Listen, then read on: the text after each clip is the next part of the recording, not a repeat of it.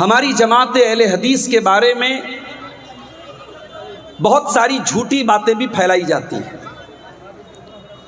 اور آپ جانتے ہیں کہ جھوٹ جب بہت زیادہ بولا جائے تو وہ پروپیگنڈا بن جاتا ہے، اور پروپیگنڈا کے اندر بڑی طاقت ہوتی ہے۔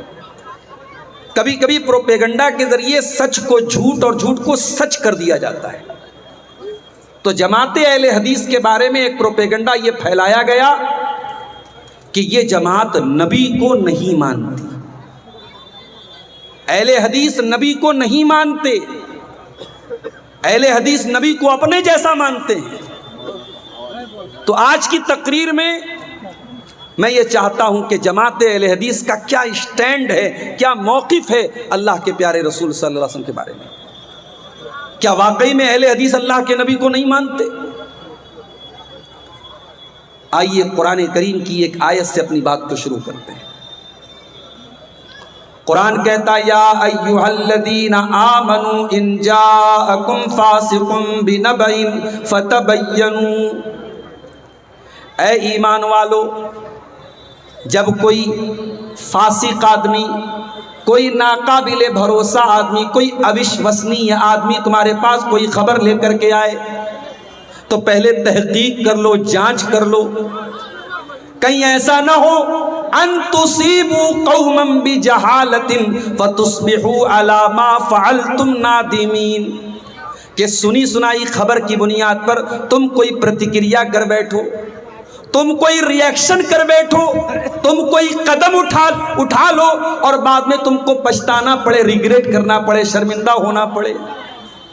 اسلام ہمیں ایک اصول سکھاتا ہے کہ ہم ہر سنی سنائی بات کا وشواس نہ کریں۔ میرے پیارے ساتھی، جماعت اہل حدیث جس نے اپنا نام ہی اہل حدیث رکھا ہے، ہم نے اپنے آپ کو ہندوستان کے شہر دیوبند کی طرف منسوب نہیں کیا، ہم نے شہر بریلی کی طرف اپنے آپ کو منسوب نہیں کیا، ہم نے اپنے آپ کو اجمیر والا نہیں کہا، ہم نے اپنے آپ کو بغداد والا نہیں کہا، ہم نے اپنے اسکول آف تھاٹ کی بنیاد، اپنے مسلک کی بنیاد کسی امام کے نام پہ نہیں رکھی، کسی بزرگ کے نام پہ نہیں رکھی، کسی عالم کے نام پہ نہیں رکھی۔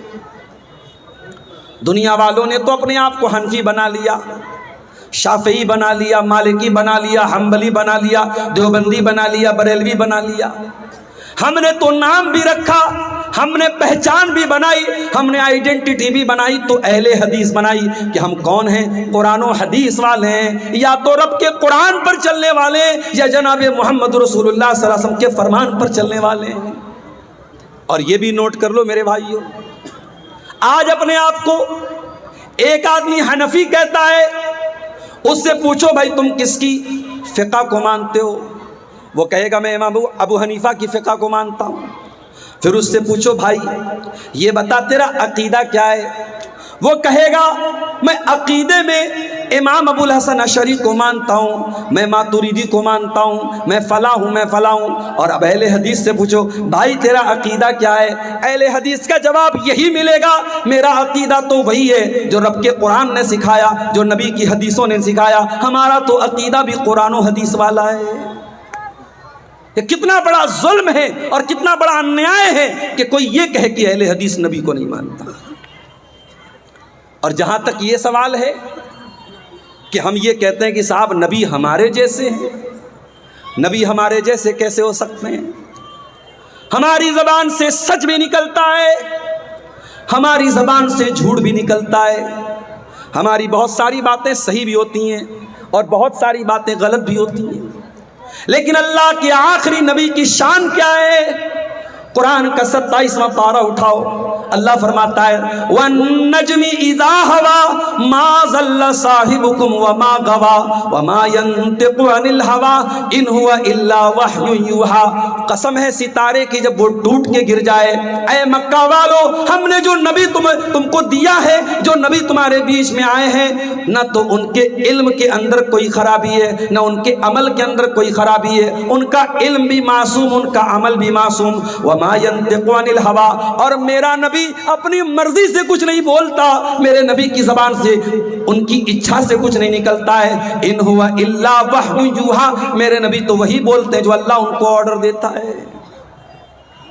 حضرت عبداللہ بن عمر کہتے ہیں میں اللہ کے رسول کی ہر حدیث کو، ہر بات کو میں لکھ لیتا تھا، مجھے لوگوں نے منع کر دیا، کہا مت لکھا کر۔ اللہ کے پیارے نبی صلی اللہ علیہ وسلم تو انسان ہیں، کبھی آپ غصے میں بھی ہوتے ہیں، ہو سکتا ہے کہ غصے کی حالت میں کوئی ایسی بات آپ بول دے جس کو لکھنا ٹھیک نہیں ہے، اے عبداللہ تو ہر بات کو مت لکھا کر۔ حضرت عبداللہ کہتے ہیں میں نے لکھنا بند کر دیا، ابو داؤد کی روایت ہے، میں نے لکھنا بند کر دیا، اور جب میں نے یہ بات جناب محمد رسول اللہ صلی اللہ علیہ وسلم کو بتائی، آپ نے فرمایا اکتب فوالذی نفس محمد بیدہ، اے عبداللہ میری ہر بات کو تو لکھا کر، اس اللہ کی قسم جس کے ہاتھ میں میری جان ہے۔ آپ نے اپنے منہ کی طرف اشارہ کر کے فرمایا ما یخرج منہ الا حق، اے عبداللہ میرے منہ سے وہی نکلتا ہے جو حق ہوتا ہے۔ ہم نبی کو اپنے جیسا کیسے مان سکتے ہیں؟ نبی کی زبان سے نکلنے والا ہر شبد سچا ہے، ہر لفظ برحق ہے، ہر شبد اللہ کی طرف سے اللہ کے حکم سے نکلتا ہے۔ میرے پیارے ساتھیوں، نبی ہمارے جیسے کیسے ہو سکتے ہیں؟ ہاں ہم یہ کہتے ہیں نبی نور نہیں تھے، نبی فرشتے نہیں تھے، نبی انسان تھے۔ آپ بھی جیسے دنیا کے سارے انسان پیدا ہوتے ہیں، آپ بھی پیدا ہوئے۔ آپ کی ماں کا نام آمینہ تھا، آپ کے باپ کا نام عبداللہ تھا۔ پیدا ہوئے تو باپ انتقال کر چکے تھے، 6 سال کی عمر میں ماں کا انتقال ہو گیا، 8 سال کی عمر میں دادا کا انتقال ہو گیا، چچا نے پالا۔ آپ انسان تھے، بیمار بھی ہوتے تھے، تکلیف بھی آپ کو ہوتی تھی، آپ کے بدن پہ زخم بھی لگا، آپ کے دانت بھی توڑے گئے، آپ انسان تھے، آپ بشر تھے۔ ہاں یہ الگ بات ہے، اللہ نے آپ کو افضل البشر بنایا، اللہ نے آپ کو خیر البشر بنایا، اللہ نے آپ کو سارے نبیوں کا سردار بنایا۔ اس مسجد میں، مدرسے کی مسجد میں نماز ہوتی ہے۔ نماز کون پڑھاتا ہے؟ جس کو قرآن اچھا یاد ہو، جو حافظ ہو، جو عالم ہو۔ میرے پیارے بھائیوں، اپنے گاؤں کی مسجد کا امام ہم اس کو بناتے ہیں جس کو ہم نیک سمجھتے ہیں، اچھا سمجھتے ہیں۔ ارے ہم نے تو جس نبی کا کلمہ پڑھا ہے، وہ نبی صرف ہمارے امام نہیں ہے، وہ تو سارے نبیوں کے امام ہیں، سارے رسولوں کے امام بن کر کے وہ نبی دنیا میں آئے۔ بخاری کی روایت ہے، اللہ کے پیارے نبی فرماتے ہیں جب میں معراج کے سفر سے واپس آیا، مجھ سے مکہ کے کافروں نے، جب میں نے ان کو معراج کے بارے میں بتایا تو مجھے عاجز کرنے کے لیے، مجھے تنگ کرنے کے لیے مکہ کے کافروں نے کہا اے محمد صلی اللہ علیہ وسلم یہ بتائیے اگر آپ بیت المقدس میں گئے ہیں تو ذرا بیت المقدس کے بارے میں ہمارے سوالوں کا جواب دے دیجیے۔ بھئی میں تتواری کے مدرسے میں پہلی بار آیا ہوں، میں آیا تقریر کروں گا چلا جاؤں گا۔ اب میرے جانے کے بعد کوئی پوچھے عبدالغفار صاحب آپ تتواری مدرسے میں آئے تھے، یہ بتائیے اس کی مسجد میں کتنے کھمبے ہیں؟ تو بھائی میں کھمبا گننے تو نہیں آیا تھا۔ کوئی پوچھے مدرسے میں کتنے کمرے ہیں؟ بھائی میں کمرہ گننے نہیں آیا تھا، میں اپنے کام سے آیا تھا، کام کر کے چلا گیا۔ اللہ کے نبی بیت المقدس میں پہنچے، وہاں آپ نے نماز پڑھائی، سارے نبیوں کو آپ نے نماز پڑھائی۔ آپ نے بیت المقدس کی کھڑکیوں کو نہیں گنا، آپ نے اس کے کھمبوں کو نہیں گنا، آپ نے اس کی عمارت کو غور سے نہیں دیکھا۔ مکہ والوں نے پریشان کرنے کے لیے کہا آپ گئے ہیں نا بیت المقدس، بتائیے کتنے دروازے ہیں، کتنی کھڑکیاں ہیں، کتنے روشن دان ہیں؟ سوال کرنا انہوں نے شروع کر دیا۔ بخاری کی روایت ہے، اللہ کے پیارے نبی فرماتے ہیں فَقُرِبْتُ مَا لَمْ أُقْرَبْ مِثْلَهُ، مجھے اتنی تکلیف ہوئی کہ اتنی تکلیف مجھے کبھی نہیں ہوئی تھی، کیونکہ میرے اوپر جھوٹ کا الزام لگ رہا تھا، مجھے لوگ جھوٹا کہہ رہے تھے، میری بات تو لوگ مان نہیں رہے تھے۔ اللہ تبارک و تعالیٰ نے اپنے نبی کو جھوٹ کی تہمت سے بچانے کے لیے اور اپنے نبی کے سچ کو ثابت کرنے کے لیے اللہ نے دنیا کی پہلی LCD اسکرین لا کے رکھ دی۔ یہاں عورتوں میں LCD لگی ہوگی، شاید لگی ہے نا؟ اسکرین آج کیمرہ لگا ہے، عورتوں میں اسکرین لگی ہے اور اسٹیج کا سارا منظر عورتیں دیکھ رہی ہیں۔ 1400 سال پہلے نہ کیمرہ تھا، نہ LCD تھی، نہ اسکرین تھی، نہ یہ مشینیں تھیں۔ اللہ نے اپنے نبی کے سامنے بیت المقدس کا پورا سین لا کے رکھ دیا، اور اللہ کے پیارے نبی صلی اللہ علیہ وسلم جس طریقے سے، جس اینگل سے وہ سوال کرتے چلے جاتے تھے، وہ اینگل اللہ تعالیٰ بیت المقدس کا سامنے رکھ دیتا تھا اور اللہ کے نبی ان کے سوالوں کا جواب دیتے تھے۔ اسی حدیث میں آپ نے فرمایا، جب میں بیت المقدس میں پہنچا، وہاں ابراہیم علیہ السلام بھی موجود تھے، وہاں آدم علیہ السلام بھی موجود تھے، وہاں موسیٰ علیہ السلام بھی تھے، وہاں عیسیٰ علیہ السلام بھی تھے۔ سارے نبیوں کا حلیہ بھی آپ نے بتایا، ان کا بال کیسا تھا، ان کا چہرہ کیسا تھا۔ آپ نے فرمایا ابراہیم علیہ السلام کی شکل میرے جیسی تھی۔ آپ نے فرمایا عیسیٰ علیہ السلام کی شکل حضرت عروہ بن مسعود میں ملتی تھی۔ سب کا چہرہ بھی آپ نے بتایا، حلیہ بھی بتایا۔ اس کے بعد آپ نے فرمایا فحانت الصلاۃ، نماز کا ٹائم ہوا، ابراہیم بھی موجود ہے، آدم بھی موجود ہے، موسیٰ بھی موجود ہے، عیسیٰ بھی موجود ہے، لیکن امامت کرنے کے لیے، نماز پڑھانے کے لیے کوئی آگے نہیں بڑھا۔ سارے لوگوں نے مجھ کو امام بنایا، فَأَمَمْتُهُمْ، اور میں نے ان کی امامت کرائی، میں نے ان کو نماز پڑھائی۔ او لوگو، تم کہتے ہو کہ اہل حدیث نبی کو نہیں مانتا، ارے ہم تو نبی کو اپنا ہی نہیں سارے نبیوں کا امام مانتے ہیں، ہم سے بڑھ کے بھلا کون مانے گا؟ ہم نبی کو اللہ کی قسم اپنے جیسا نہیں مانتے، نہیں مان بھی نہیں سکتے۔ نماز کا ٹائم ہے، سب بندی ہو رہی ہے۔ اللہ کے پیارے نبی جب نماز کھڑی ہوتی تھی، سب بندی کراتے تھے، سب کھڑی کرتے تھے، ایک ایک آدمی کو پکڑ پکڑ کے سیدھا کرتے تھے، پیر سے پیر ملواتے تھے، کندھا سے کندھا ملواتے تھے۔ جاؤ میرے بھائیو، ہندوستان کی ساری مسجدوں کا جا کے سروے کر لو، اگر کسی مسجد میں سب سے زیادہ پیر سے پیر اور کندھے سے کندھا ملا کر کے سیدھی سب آپ کو ملے گی تو وہ اہل حدیث کی مسجد ملے گی۔ الحمدللہ نبی کی سنت پر عمل کرنے کا سوبھاگ بھی ہمیں پراپت ہے، اس پر عمل کرنے کا شرف بھی ہم کو حاصل ہے۔ نبی اکرم نماز کھڑی ہوتی تھی، سب سیدھی کرتے تھے اور آپ فرماتے تھے اقیموا صفوفکم، اے میرے صحابہ اپنی صفوں کو سیدھی کر لو، فانی اراکم من وراء ظہری، جب میں نماز پڑھاتا ہوں میں سامنے بھی دیکھتا ہوں اور میں پیچھے بھی دیکھتا ہوں، اس لیے سب میں آگے پیچھے نہ ہونا، سب بالکل سیدھی کر لو، سب بالکل برابر کر لو۔